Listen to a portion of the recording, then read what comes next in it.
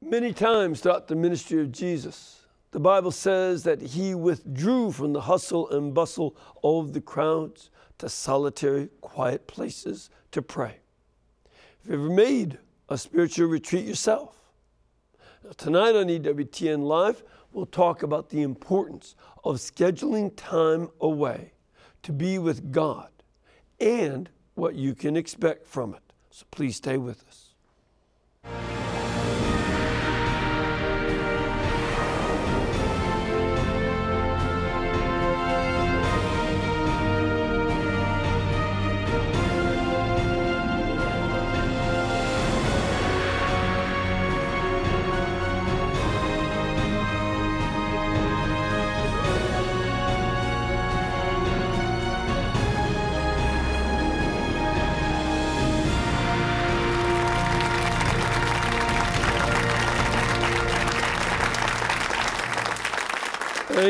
Thank you, welcome. I'm Father Mitch Pacwa, and welcome to EWTN Live, where we have the chance to bring you guests from all over the world.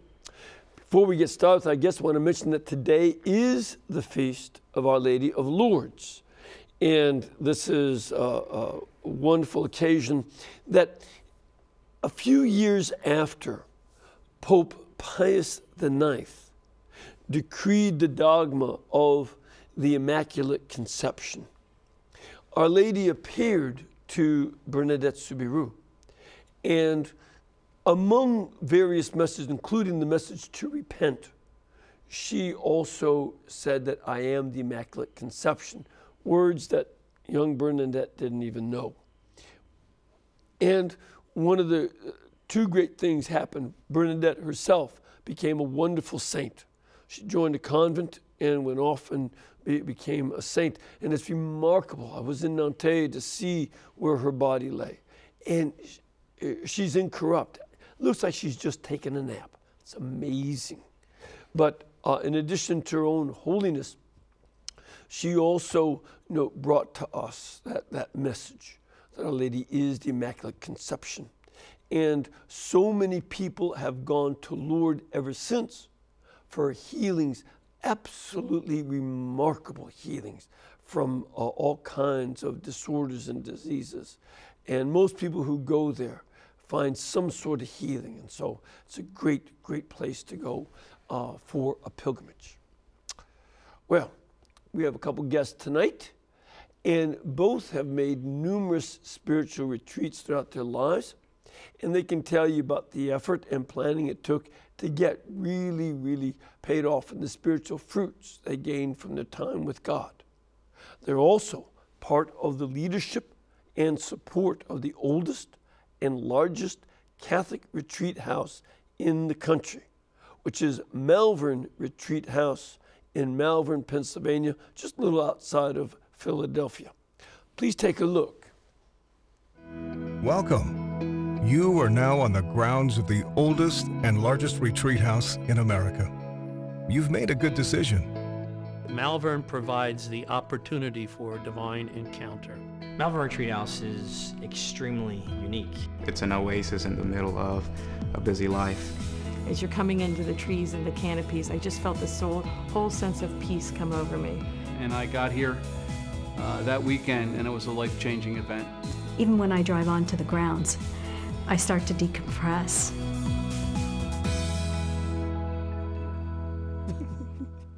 Well, tonight, please welcome the Vice Chairman of the Malvern Retreat House, who is Jacqueline Delaney, and a 35-year veteran of Malvern Retreats, Mr. DUANE McCarthy.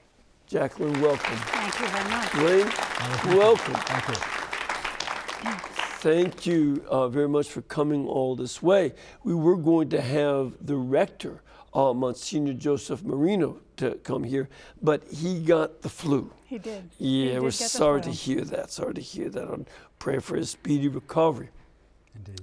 Now, Malvern Retreat House is a place that I myself have had the pleasure of going to give a number of retreats, and it is beautiful, beautiful. How did y'all get started doing retreats there, being involved in retreats? When did you start with that? We begin with you on that. Oh, I was asked to join the board about 3 years ago, but before that I had attended a few retreats there. Okay. I think a few people on the board knew that I was rather active in the Archdiocese of Philadelphia, and that came by way of Church Ministry Institute. It was a program, a 3-year program that was held there in Philadelphia, and it was to learn about your faith, go deeper into your faith. From that, I learned that I was called to do various ministries, and so once I became a board member of Malvern. And Duane, you, how'd you get involved in all this? Well, I'd like to start out by recognizing my wife tonight. Her name is Bernadette, another saint There tonight that I need to honor. So I want to just mention that. But sure. As I look back on my time at Malvern, I came to Malvern over 35 years ago. As a young man, of course, like many fathers brought their younger children to Malvern. Went with my brothers and sisters, my brothers primarily at that particular time. And we just went because we thought it was a little vacation, okay? But as I started to experience Malvern in the later years, I saw it as a place of rest and a place of renewal. And that truly is what it is today for me and so many men and women that come to Malvern, a place for rest and renewal. And I didn't know that at the time. And I think that's the interesting thing about a Malvern experience or a retreat experience, is that we go sometimes looking for something else. And then all of a sudden we find something we weren't looking for, and it changes our lives.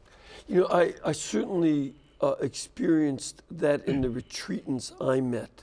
I've given men's retreats and women's retreats and mixed retreats over there. And so also seeing parents bringing their children, I mean, young adult children usually, with them. And these young adults themselves saying, I need perhaps to think about my life, not just in terms of which college I get accepted or job and so, but what does God want me to do? And that was an important part of the question for them. Now, one of the things, just so that we clarify this, is working in a retreat or for the Board of Trustees, is that your full-time job? By no means. I work on I serve on various boards. I have the fortunate, or the ease I should say, to be a volunteer in many different areas. Sure. Most of them are Catholic.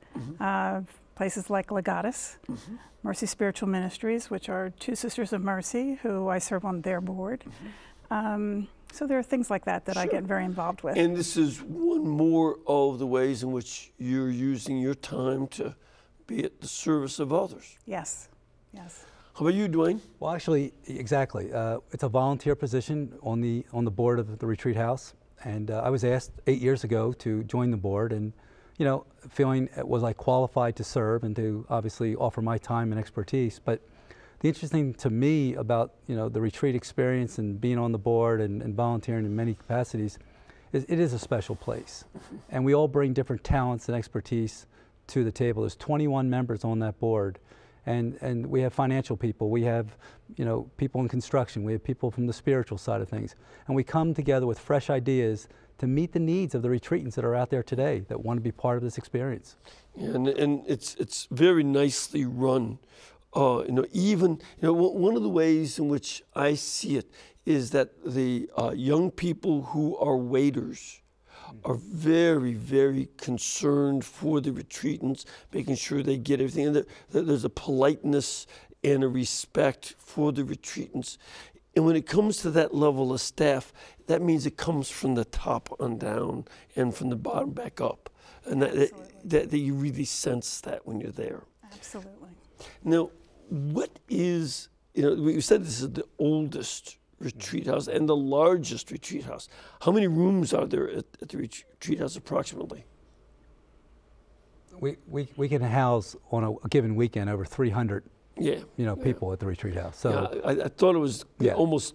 It's a little more than 300, but yes. There's certainly over in 2 various buildings. Yeah, right. Buildings, but a lot of different buildings, not all one building. Right. Exactly. There's a main one, but some newer ones. Exactly. And I've been to ride in that. They're very nice. How did this start, the Malvern Retreat House? Oh, Duane, that's your territory. That's my territory. It's interesting. back in the turn of the century, in the 1900s, men got together in a movement to sort of, reconnect with their spiritual life, and started in New York with the Jesuits. Thank you. And Father Shealy, he was one of the leaders and forerunners of this whole movement here in America. Naturally started in New York, and some gentlemen that were part of the business community in Philadelphia attended that first retreat in 1911, brought that idea and that message back to Philadelphia. Went to the Archdiocese and said, we'd like to bring that same experience to the business community back here. It was primarily a business elite that attended retreats at that time. And over the first 10 years of the retreat experience in Philadelphia, it was housed at St. Charles Seminary, and there was where the formation of the retreat, layman's retreat experience, started. In 1921, we found what we call today St. Joseph in the Hills, the Malvern Retreat House. And that today now serves over 20,000 people on a yearly basis that come there to have a relationship and a closer relationship with the Lord. See, that's something that is astounding. It is. 20,000 people come there for retreats and spiritual renewal. Absolutely amazing. And that's a spiritual powerhouse, in your archdiocese. And the it would be maybe good to talk about the kinds of retreats that are offered at Malvern. Maybe you'd like to take some of that, Jackie? Sure. The types of retreats that are there are traditional retreats. That's how basically Malvern was founded. This core group of men would do a traditional retreat weekend, beginning Friday late afternoon, going through Sunday afternoon.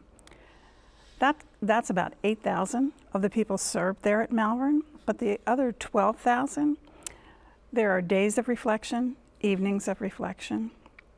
There are women's teas, which are something new that we've done there at Malvern. Teas, as in drinking tea. As in not drinking in men tea. And older brothers teasing women. No, not at all. Just no. My sister would want to know that. We're looking into that one. Sunday afternoon teas. So we do one a quarter. The theme is Feminine Heart, Whole and Holy. We reach out to women who have been part of a focus group and given us some suggestions. And the first theme was about forgiveness. Our second theme was about anxiety, and we had Sarah Christmeyer come and speak to these women. Sunday a week ago, Super Bowl Sunday, we had 172 women come to Malvern Sunday afternoon from 2 to 4 to hear Sarah speak about anxiety. Wow. Did they get home in time for the game? They did. Okay. They did. They could even make their dips if they needed to. But we're definitely reaching out to these women who, many are suffering in some way and they don't even know how they're suffering. So we feel very proud of this retreat program that we have come up with, and that's all come from the Spiritual Programs Development Committee, which is one that I chair, and we have about 6 people on that committee, and we've kind of come up with different ideas. We've come up with ideas for young adults, and they now meet quarterly at Malvern. Great. Yes. Great. Yes. So that's just some. 2 others that are kind of near and dear to myself and my husband. People in transition. So these are people who are homeless, and they move into group housing, and they are afforded the opportunity to come to Malvern and have a day retreat there. And it's truly a remarkable experience for them. So these would be folks who may have been dispossessed, lost jobs, things like that. And this is a chance for them to get away, so that not only does Malvern have its roots with the business community making retreats, it's also reaching out to the poor. Right. That's very important. And it's a way of giving them hope. Yeah. It really is. Yeah, that's wonderful. That's wonderful. In the standard kind of retreat. So, well, first of all, I think it's important to note that they offer a wide variety of opportunities. Yes. And from the way Malvern's set up, you can have a weekend retreat going and a one day in another building and all sorts of other groups. Yes. So this is all very feasible there. And meeting a variety of needs of the folks. When you deal with the standard retreat, you've been going for 35 years. Exactly. What is it that would normally take place during one of the standard retreats? Well, like most retreats, it's a homecoming. So many people that have made retreats over the years have come back to the retreat house to reconnect. Not only reconnect with maybe family and friends, but to reconnect with their spiritual side. And that's probably the fundamental reason why people come there. They know there's something missing in their lives, and they want that to be back in their lives. Through that whole weekend, though, they have opportunity for quiet time. They have opportunity for adoration. We have numerous times to go to Mass. There's some conferences we refer to as led by a spiritual director, probably what you've done for us there at the retreat house. So there's a combination of things. And the interesting thing that I find is that there's something that speaks to someone at some point in that weekend. We all come there with heavy hearts. Some are in gratitude and some are with many challenges. But I think the underlying thing to me is it's truly a chance to come back and really connect with the spiritual side of our lives. And that is so often dismissed until another time. And I think that's the special thing that retreat experience does offer. One of the things I personally enjoyed was that there are a number of places for Eucharistic adoration that are set up. Yes. And people sign up to do adoration. And the adoration chapels themselves are also quite beautiful. They're very nicely done with stone and marble, so that there's a sense of the sacredness and importance of that time of quiet adoration of Jesus in the Blessed Sacrament. And I like that myself. Let's take a look at a little bit of video that will tell us a little bit more about what men and women might experience at Malvern. Let's take a look at that. The guys that were out here for the first time, they had the weight of the world on their shoulders when they got here on Friday night. And a lot of those guys will go to confession on Saturday morning, and then you see them after that, and they just seem to be floating around the grounds here. You can see it on them, that the weight of the world's been lifted from them, that they have a sparkle in their eye, a smile on their face, that they may have hope, and that's only halfway through a retreat. Afterwards, I walked the grounds and did the penance that he had said for me to do, and the tears just poured out. And it was opening myself up in that silence and in that time that my life was transformed by it. So this is a common experience. Yes. What is it for either one of you? What is it you think that evokes that kind of experience in the retreatants? What is it they are doing, or what is happening spiritually that makes this something of a transformation and something that opens up their eyes, that gives them a new sense of, that's not hopeless? What happens, do you think? Ultimately, I think what happens is that there's a divine encounter, okay? But people don't necessarily know how to get there. And through a retreat, they're given the opportunity in order to experience that. There's time for reflection. There's quiet time, which is really important. If you're going to hear what the Lord has to say, you have to be quiet, don't you? Exactly, exactly. C.S. Lewis had a great line. He said, God usually whispers to us, but every so often he'll use pain in order to shout, But at the retreat house, it's time to hear the whispering.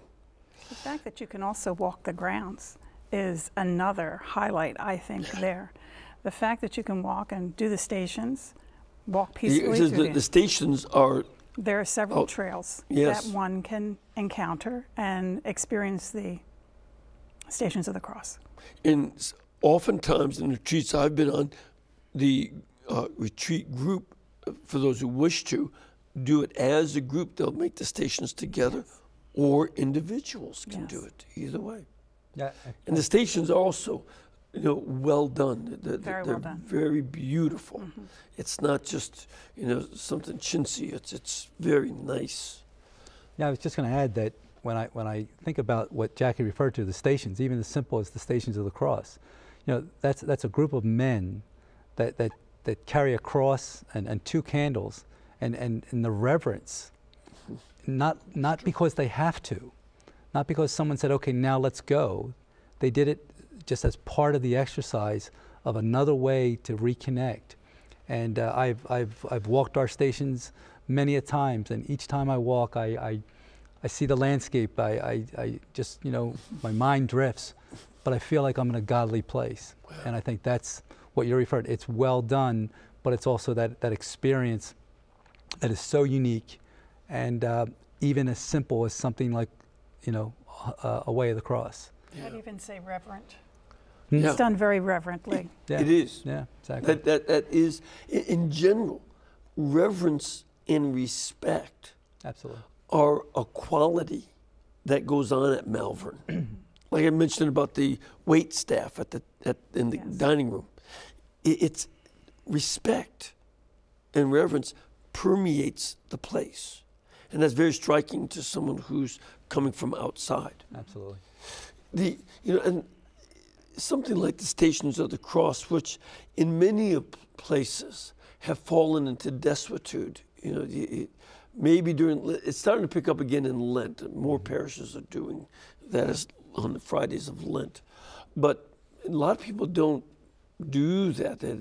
A lot of schools don't have the kids go through it. But this is a very powerful kind of prayer. I visited a couple prisons, and when they do retreats, the Stations of the Cross are, you know, these are guys who are prisoners. When they see Jesus being beaten by the soldiers and abused, because they do sort of living stations, I mean, they get it just transforms. It's one of the most transformative things. This is a good thing for us to get back to. Yeah. One thing I'd just like to add too about the stations, you know, I have probably a little longer legacy than some others there, and you know, I went with my father when I was 15. My brothers went as well, and as I walk the stations today, my father is now deceased, but I walk the stations, and I remember the times that he walked with me on those stations. Sure. And not only today, my sons, who are grown men, also have an opportunity to walk side by side with me, and they're special times, and though they seem very small, they're very special times, and they're some of the things that I sort of keep near and dear to my heart. Yeah, yeah. Now, one of the things you mentioned, because this is a very big issue in the church, how do we reach out to young Catholics? How do we, you know, make contact with them? And you're doing some youth groups and youth activities and retreats. Tell us a little bit about that. So it first started a few years ago when I came onto the board and was on the Spiritual Programs Development Committee. And then this was with the previous rector. And we launched a retreat for young adults. It was a Friday late into Saturday. I have to say it was fairly successful. We had about 50 young adults there, anywhere from the age of 20 up to about 35. Not all plans went through. It did rain, so we couldn't walk to the grotto with our candles, but there was the opportunity for those that were there to look at their spiritual gifts. And so that was an exercise that they worked on. They continue to meet. They do... The same group? No. Oh, what I've learned... Well, yeah, one of the things about young adults is eventually they stop being young. They do. And a new group comes in, and that seems to be every year. So we are working to figure out how to bring these young adults back each and every year. So we've decided to move to quarterly.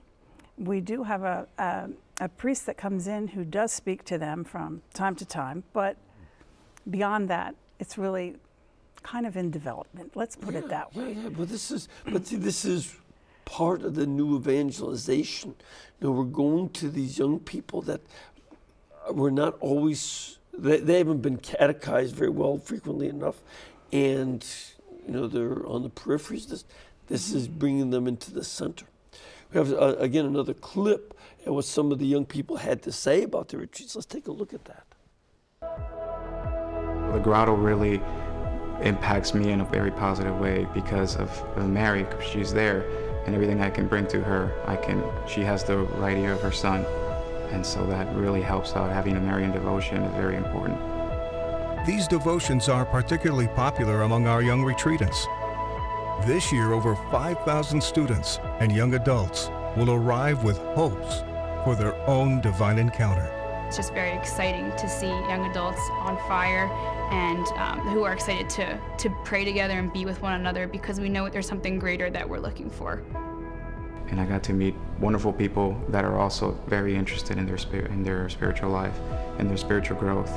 And I think that having friends like that helps me also navigate through my spiritual journey.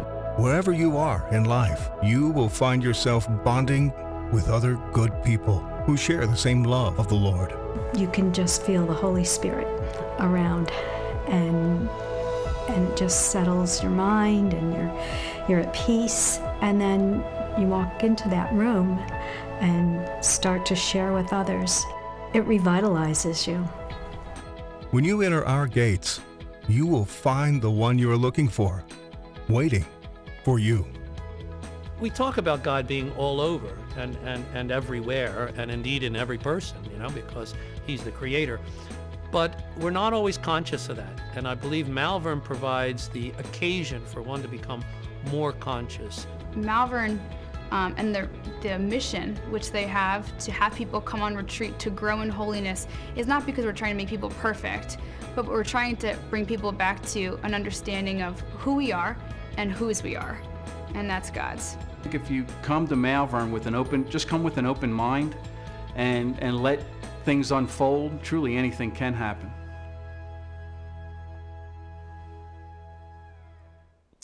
You know, this is something that when I listen to these folks describe the young people's retreat, it's not sort of a desperate tossing of a lifeline to try to get a few, but these are young people who are willing to start taking their proper place. They're not just the object of the mission. They also are key members of the church. And I think one of the things that had happened beginning back in the late 60s, it began to be thought that young people don't have the ability to make a decision of faith. And that's not true. No, not at all. They make a decision of faith for their age level, and all of us keep growing into the new levels of integration of faith. But they make real acts of faith and commitment and try to learn from it. So that's very impressive. There are many Catholic high schools in the Archdiocese of Philadelphia. Yes. Many of them have Kairos retreats. Many of them are held at Malvern. I see. And so the spiritual transformation that they go through, I know in my own family, my own daughter was one who had the opportunity not to experience at Malvern. She unfortunately went someplace else, but she went through a Kairos retreat, and it was most transformative to her. Yeah. So this is, I want all of you to, think about the possibility. If you live in the Philadelphia area, of course, going over to Malvern. But there are retreat houses around the country. I'll be giving a retreat in Barrington, Illinois in a few weeks, and a Jesuit retreat house. This is a great opportunity to get away, to be with our Lord, and to confront yourself in His presence. It's a great thing.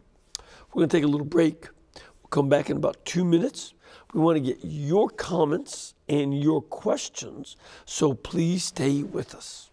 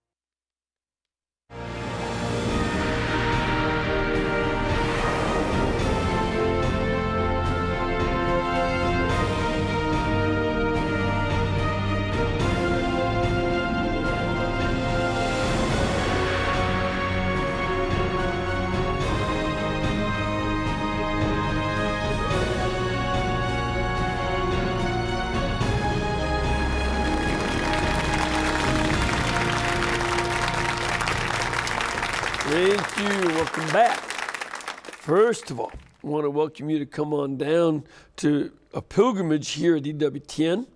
If you get a chance to do so, please contact our pilgrimage department. Their phone number is 205-271-2966. Or you can go online to EWTN.com. They give you all kinds of information about the scheduling of masses, the television programs you can be on with us. Love having you come to join us for that. And they'll give you information about places to stay and places to eat. And, you know, as you come down here from Philadelphia, how do you find the weather? Oh, it's lovely. Is this all right for February? It is fabulous for February, yes. You don't mind if we take a little home with you, do you? You're welcome. Okay, You're welcome. Thank you. So we'd love to have it. It is very beautiful down here right now. So not very hot. As a matter of fact, just 60 degrees, really nice for February. Another 2 weeks, we'll be having the jonquils and the forsythia out. So come on down. Okay. All right, you ready for some questions? Sure. Start off with Ruth. Ruth, where are you from? Yes. I'm from Broken Bow, Nebraska. Great. And your question? I was wondering how long can a person stay at that retreat place, and if there's an age limit that they have. And are you worried about yourself being underage or something? Well, let's put it this way: I'm over 60. So well, if, that's nothing. Let's get started. Do you let people over 60 come? Absolutely, it's an ideal age. Ideal age. I like it. Yes, yes, yes. And we have traditional retreats that are 3 days. They begin on a Friday, late afternoon, and go to a Sunday. There are other retreats that we have that are 1 day, but we don't really go beyond that. Okay. Yeah, if for longer retreats, if you're looking to do something long, you may want to try some other retreat houses. You know, there are a few around that'll give longer retreats. I think the one I'm going to in Barrington has, you know, an option for 8-day retreats. A few others do as well. You know, so it's possible. Start off with a question from our studio audience. Sir, where are you from? From Vienna, Virginia. Welcome from the Commonwealth of Virginia right here to the great state of Alabama. What can we do for you today? Well, I just had a question about the retreats. It sounds like it's a wonderful time of renewal for the individuals that take part in the retreats at Malvern House.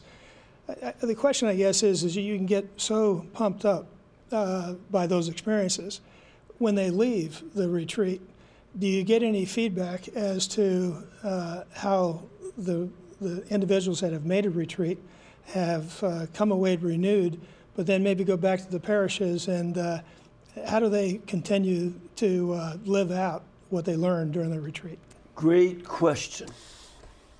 Well, I'll take a stab at it because personally, each time I go on retreat, I feel renewed. I feel re-energized and recommitted to my faith. And yes, I get caught up in life again. But I think what the retreat house does is that you become part of a fellowship. You're not just another person that arrived. You become part of the Layman's Retreat League. You become part of the Malvern Retreat experience. We support you through the year, so you don't have to just come on one retreat. You can come at different times with different organizations and different venues that we offer. One thing that Jackie mentioned, which a lot of people in the previous caller mentioned, we have married couples retreats. We have family retreats. And sometimes a lot of couples say, well, I would like to go too. And well, you go on this weekend and you can come together and have a married couples retreat. And even if you have young children, we have facilities to handle small children as well as adults on the same retreat time. And that's typically a weekend venue, of course. But I think to have that experience continue to live on is a challenge for all of us.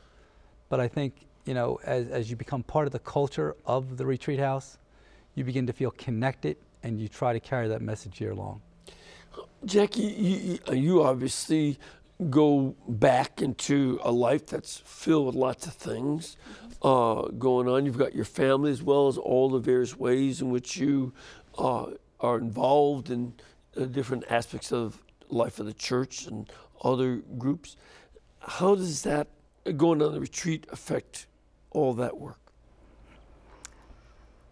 One thing that I love about going on a retreat, leaving the retreat, is then going back to my parish. Mass means so much more. Yeah. The gospel becomes so important. Little things like remember to say a prayer before you hear the gospel so that you really encounter everything that the Lord is trying to share with you with the gospel. Yeah, yeah, that's great. You know, I've led a lot of pilgrimages to the Holy Land over the years, and that's always the same response when people come back. The hearing the scripture, especially the Gospels, comes alive, and that's an important part of going on a retreat. You highlight things that you take for granted otherwise. Absolutely. I recently was on a pilgrimage there in the Holy Land, and was it last Sunday or the Sunday before, the gospel about Peter's house and his mother being ill, and I had the opportunity to be able to read the first reading of the day there. Boy, was that powerful. Isn't that cool? Yes, that was really cool. And you don't get a chance to see it when you're just looking around, but you know, the archaeologists found Peter's name scratched into the rocks inside the house. And they found 2 fish hooks, first century fish hooks that were in between, in the paving stones, just wedged in between, and the archaeologists found them. So it's cool stuff. Yeah. We have another caller. Hello, Maria. Yes, good evening, Father Mitch. Hi, where are you from? Tyler, Texas. Where in Texas? Tyler. Tyler. Well, aren't you something? I love Tyler, Texas. Yes, it's a small town, and I love EWTN, and I love hearing you say the rosary first thing in the morning. Oh, thank you. Hope you say Hail Mary for me now and again. So, so what is your question? Concerning this Malvern retreat, I'm wondering, are there any something similar here in the Texas area? Because this sounds like a phenomenal kind of retreat, and I have yet to have heard of anything like this in Texas, especially in Tyler. Yeah, Tyler's a little small for getting a big retreat house going. It's a small diocese. Everything in Texas is pretty big, but except for Tyler. It's a great town. I used to live in Dallas, and I love it over there. And you know, with you know, they do a lot of ACTS retreats. Do you do any of those ACTS retreats? Not to my knowledge. No, they probably don't. Yeah. It's been a big successful retreat program, but it's usually held. You know, they don't have enough retreat houses in Texas. You know, a few. Just one up north of Dallas and a few others. But you know, that's so you don't have ACTS retreats. Some, you know, well, you're plenty busy, but they do a lot of those. In fact, the prisoners that I met, they do these ACTS retreats, but they adapt it to being in prison. I have a question from our studio audience. Ma'am, where are you from? Yes, I'm from Park Ridge, Illinois. Know it well. Thank you. And what is your question? I was really intrigued to hear about the work that you're doing with the homeless, and I couldn't help but think that Pope Francis would be so proud and to hear what you're doing, and I was wondering if you could tell a little bit more about that. Sure. So the men in transition have been coming there for retreats for about 5 years. It's a very successful program. There are a group of about 8 men sit around a table. There's usually a facilitator there answering questions. There's a retreat director. The women's program is rather new. We had our first one last year. I do a lot of work for Catholic Social Services within the Archdiocese of Philadelphia, and I knew about women who were in these group homes, and through my husband knew about men in transition, so I wanted to actually bring women in transition to Malvern. So we did that for the first time last year, and we had about 30 women who were there, plus staff from Catholic Social Services who also experienced a retreat. They're held at the Family Life Center, which is the newest building on the campus, and that's a facility that will house families, couples, things of that sort. And So these women's retreat also held the same way, and it was really a very moving experience. There were a lot of tears. My heart just breaks for those people that are there and that have experienced those things in their life. But the retreat directors really guide them through and encourage them and give them a lot of hope. And I'll bet the more of these retreats they give, the more pointed it'll be for that specific kind of set of problems, because it's not the same problems everybody else has. Right. And there's a kind of precariousness about being homeless that other folks don't experience if you live in a decent house. Well, most of us can't even relate to it. No. We can't even relate to the problems that they have. No. But the retreat directors do, the staff does, and that makes it safe for them. Yeah. And I'm sure there aren't many other opportunities to get away like that. I mean, homeless people are just barely trying to survive, yet alone have that wonderful opportunity to be off on their own and with some quiet and beauty. And the opportunity to walk the stations just is incredible for them. Yeah. I mean, many of the women who I was working with came back in tears, so moved. They couldn't believe anything was so beautiful. Yeah. I remember working with street gangs back in the late 60s, that, you know, when we took them out to where there were trees and grass, and that was astounding for them. They just didn't see that where they lived. We take that for granted. Yep. You know, one of the things that would be an interesting question to ask, you know, given people's schedule and their own sets of interests and desires, is there something that people can do to sort of set a retreat based on their own needs and schedule? Is there something that can be adapted to? Absolutely. So I started with the women's teas, which are 2 hours. Our hope is that the more the women come back for the teas, the more they will be engaged and want to be a part of more retreats. We have evenings of reflection, which are almost sellouts. Basically, we had, at our last evening of reflection, we had 90 women who attended. There was a Valentine's dinner last Sunday, which was a sellout, more than they had before. I think the number was over 120, which is unheard of. And so that's another opportunity for people to be there. There is next week, when is Ash Wednesday? It's coming up. Next Wednesday. So there's actually a day of reflection that Monsignor Marino, who unfortunately isn't with us this evening, but he will be directing that. Yeah. So, you know, this is great opportunity for folks to have to do that. I think we have another caller. Hello, Beth? Yes. Hi, where are you from? Oh, hi, Father Mitch. We love you and and we miss Mother Angelica, so tell her that we love her and miss her. But I'm calling from Deer Lake, Pennsylvania. We're about an hour north of the Men of Malvern retreat. Oh, great.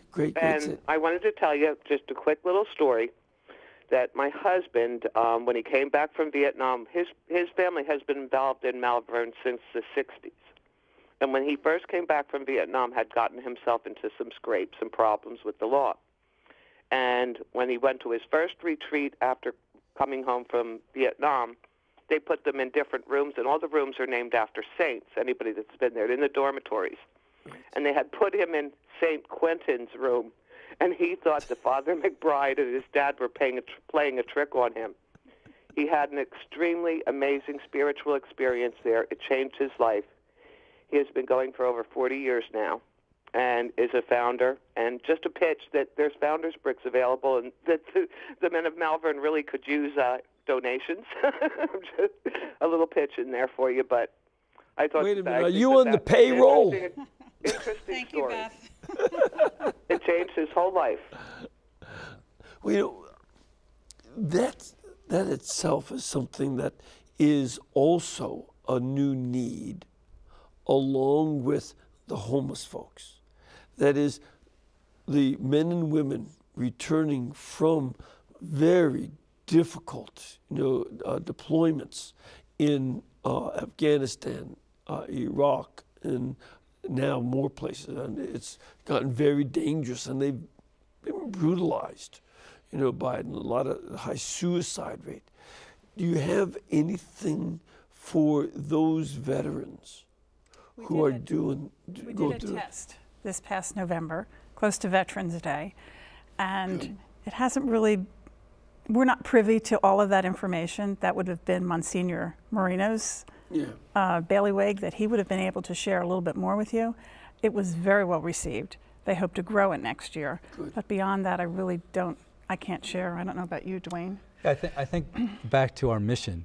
Our mission is really to serve those in need and to enrich their spiritual relationship with our Lord. So, men, women that have served overseas, have many challenges, and as a retreat house, we're trying to meet their needs. We're not exactly sure what they are and how we can fulfill that need, but we know it's out there. I know currently we're working on creating a Veterans Memorial right there at the retreat house to honor those that have served our country, have served it well, and also realize that we value what they've given to each one of us, the freedoms that we enjoy to practice our faith and to come on retreats like this. So we are very indebted to their service, and we are trying to find a way to engage more of them as we go forward.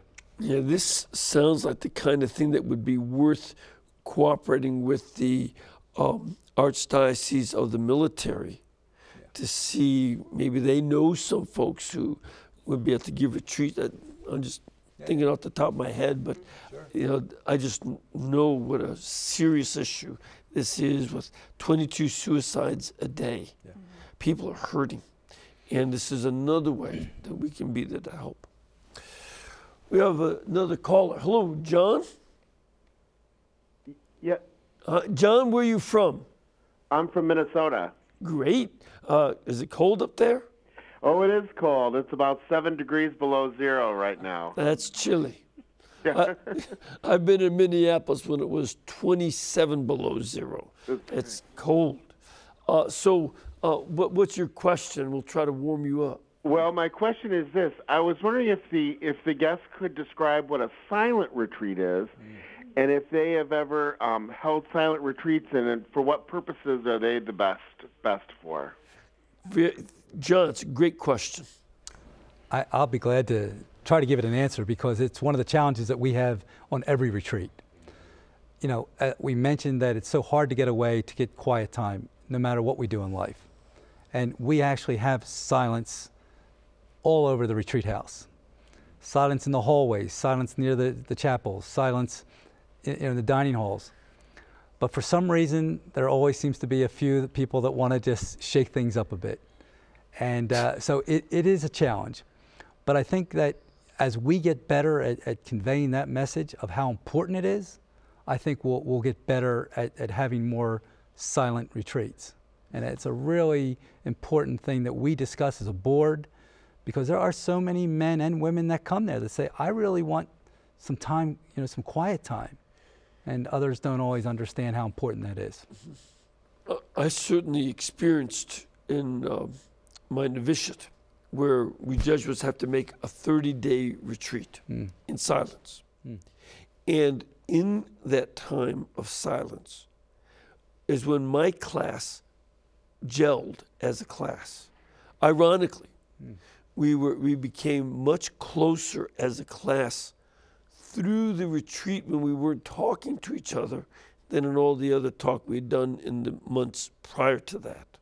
And that carried on, over the next 47 years. So it's, it's one of these things that silence is very important. And in terms of the silence, what would the day be like? What would you do during a day of a retreat? It'd be very similar to the standard retreat. Yeah. It would be, as what we do every day. Would you get about 4 in the morning? No, you don't have to get up that early, actually. Okay. You can if you want to. There's plenty of quiet time to walk amongst the trees at Malvern. It's a beautiful place, as our caller already mentioned. But, the silence part of it is just every aspect of the retreat experience, meaning that when you're in the chapel and you're outside the chapel, you're really aware of the quiet time and the times to really to be silent. And that, as I said, it's a very difficult thing. But I think that we're getting there with some groups. Some groups are doing very good. Other groups, they see the words but don't know how chatty. it's spelled. Yeah, a little chatty. A little chatty. Yes. Chatty Cathys and chatty Charlies. We have many of them. Yes. Many of them each week. Yes. Let's go to another question. Hello, Mary Catherine. Hello? Hi, where are you from? I'm calling from Pennsylvania. Great. What part of Pennsylvania? You near? Lansdale? Okay, is that close by? Not far. Okay. Yes, it's about maybe a half hour from Malvern. Okay, great. And so what's your question? It's more of a comment, but I just wanted to say that my grandfather has been making his own retreats to Malvern for about 56 years now. He started going with his father when he was a young kid and then made his own retreats. Like I said, it's been 56 years now. And he actually not started his own, but he's been a captain on a retreat for 32 years for adults with disabilities. Oh, so you know. It's another area that we're also transitioning into, and I'd like to ask her if she'd give a shout out to her dad for 56 years. Yeah, really. Because that is a true commitment and really a testimony of what we offer there. See, that's, again, you know, our culture has certain sensitivities toward people with disability. Sure. That are really good. You know, a lot of folks, there's one part of our culture that says, oh, if they've got, you know, congenital disabilities, just get rid of them in the womb, kill them in the womb. But in fact, these, you know, people with disabilities bring a lot to the rest of the culture and evoke good from us who are not sharing their disabilities. And we need them. And that's what a lot of folks don't understand. So doing this kind of retreat for the disabled, that works out well? That is another retreat experience that we're working on.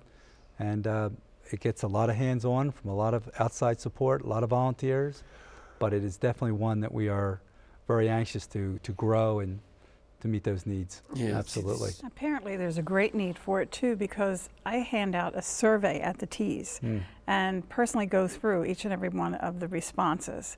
And there were a few responses at this last tea that requested a retreat, not for an entire weekend, but perhaps maybe a 1 day or a day and a half retreat for those who take care of folks with disabilities. So that is true, another need. Exactly. You know, see, that's this need to be away and spend time with our Lord, like the apostles did, to turn aside and just be with Him. This is a basic need for all kinds of, it's a healing experience for all kinds of folks. And that's very important. Do you also do things like pre-Cana retreats? We do. We do. Yes. Okay. Yep. Yeah. Any other, like Ignatian retreats? Do you do any of those? I don't believe so. No, we don't have any. No. I might have to get fixed up. You'll have to come and help us with that. Bring us back to that one. Either that or just get the Jesuits over at St. Joe's College, sure. Or at the high school to do some of that. That's a good thing. I want to give people the phone number. So if they want to call, now just make sure tomorrow there are people manning the phones because they're going to need it. It's malvernretreat.com. That's their website. And the phone number is 610-644-0400.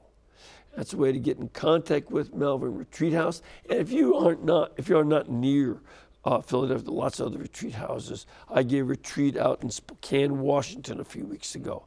Wonderful retreat house out there. Beautiful place. And like Malvern, these are places to go be with Jesus. I want to thank both of you very much for being with us. We've run out of time, slap out of time. And so thank you much for coming all this way. And want to give all of you a blessing. Almighty God bless you and keep you and cause His face to shine upon you and lead you in all of your ways by the peace He places in your heart. God bless you, the Father, the Son, and the Holy Spirit. Amen. You know, we can bring you this program and all the other programs only because this network is brought to you by you. So please remember to keep us in between your gas bill, your electric bill, and your cable bill, and we'll pay all of our bills too. Thank you. Thank you.